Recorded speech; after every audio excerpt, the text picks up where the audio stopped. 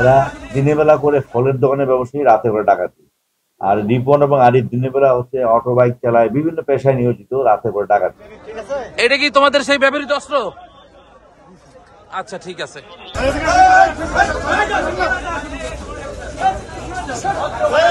আরিফ কোথায় রাখছো দেখাই দাও আমাদের। হ্যাঁ কোথায় রাখছো? এই দোকানে রাখছো? হ্যাঁ এই দোকানে। দেখো তো এটা কার দোকান? ইমরানের ছোট ভাইয়ের দোকান। ইমরানের ছোট ভাই মানে যে আরমান?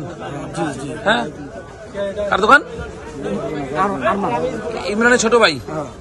আচ্ছা ঠিক আছে, তুমি দেখাও তো কোন জায়গায় রাখছো, দেখাই দাও। কোন জায়গায় রাখছো? আমি এই জায়গায় রাখছিলাম, ইমরান আবার হলে ভিতরে রাখছি। ও আবার ভিতরে রাখছে? ইমরান দেখো তো কি কালার ব্যাগ? কি কালার ব্যাগ? এগুলো দেখো তো, এগুলো সব দাঁড়াও।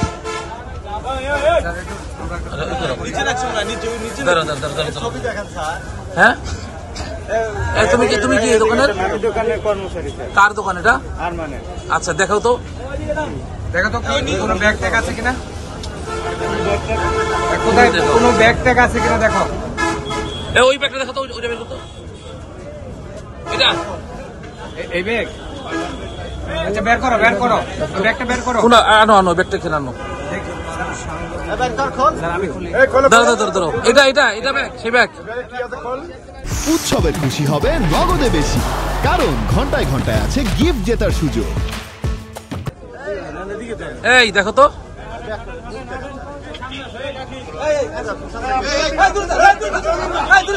এই আরিফ এটা কি সেই ব্যাগ? হ্যাঁ এটাই সেই ব্যাগ। আচ্ছা খোলো তো, খোলো।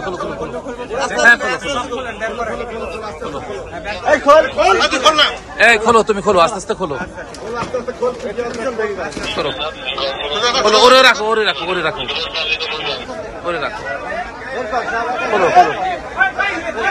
খোলো। তারপর অস্ত্র কোথায়? সাবধান। এই কথা বলে না, দেখো তো এগুলো কি, দেখাও। আরিফ এগুলা? হ্যাঁ এটা কি তোমাদের সেই ব্যবহৃত অস্ত্র? আচ্ছা ঠিক আছে। এগুলা কি? এগুলো কি করতা? আচ্ছা এরা দিনের বেলা করে ফলের দোকানে ব্যবসায়ী, রাতে করে ডাকাতি। আর রিপন এবং আরিফ দিনের বেলা হচ্ছে অটো বাইক চালায়, বিভিন্ন পেশায় নিয়োজিত, রাতে করে ডাকাতি। এটা পেশাদার ডাকাত। এবং এই মামলায় তদন্তটা আমরা খুবই পুঙ্খানুপুঙ্খভাবে করব। প্রতিটি অপরাধের বিবরণ আমরা আলাদা বিশ্লেষণ করব। আমাদের এই ডাকাতির মামলায় আমাদের মোট 13 ভরি স্বর্ণ উদ্ধার আছে, এবং স্বর্ণ বিক্রয়ের 76,000 টাকা উদ্ধার আছে। দুটা চাপাতি, যে চাপাতি যেটা স্টেপিং করেছিল, একটা তার বুকে এবং একটা তার ঘাড়ে, যেটাতে কুপিয়ে তাকে মেরে ফেলছে, এই দুটো আমাদের উদ্ধার আছে। এদের প্রতিটা অপরাধীকে আমরা তাদের প্রত্যেকটা অপরাধের দায় আমরা আইনের যে সর্বোচ্চ ধারা এবং শাস্তি নিশ্চয়ের জন্য আমরা বিজ্ঞ আদালতে সুপর্দ করবো, এবং এই আন্তর্জাতিক ডাকাত দলের সর্বোচ্চ শাস্তি নিশ্চয়ের জন্য আমরা মামলাটি খুবই গভীরভাবে এবং খুব মনোযোগ তদন্ত করবো, যাতে করে এই আশুলিয়া সাভার এলাকায় ডাকাতি আর না হয়, আর অন্য ডাকাতের কাছে মেসেজ দেবে।